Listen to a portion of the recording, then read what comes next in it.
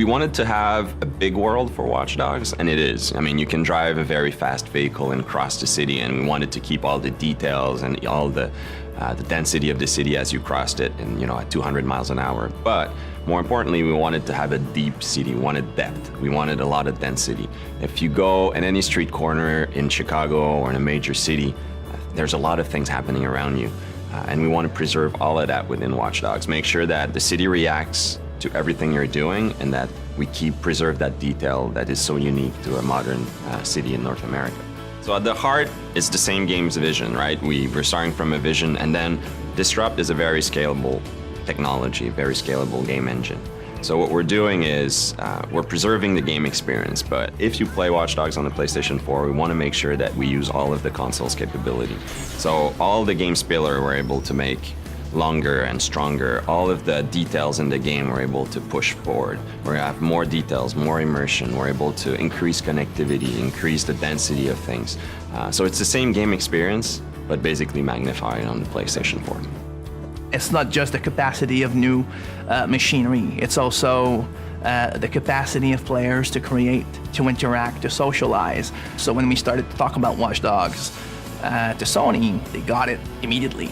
It is the players and their behavior that will actually bring what next gen actually means.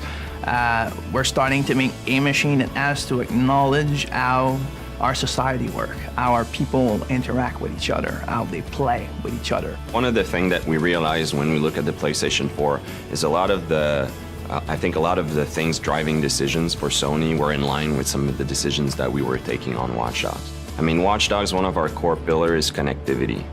The first layer of it is the main character can connect to his whole environment. He can control the city, hack into any computer. But the game itself, we're applying it to the game. So the game is connected in many ways. So we want the player to be able to connect to Watch Dogs even through his mobile, be able to play directly with people who are on their console, who are on their PlayStation 4, even if he's on the bus.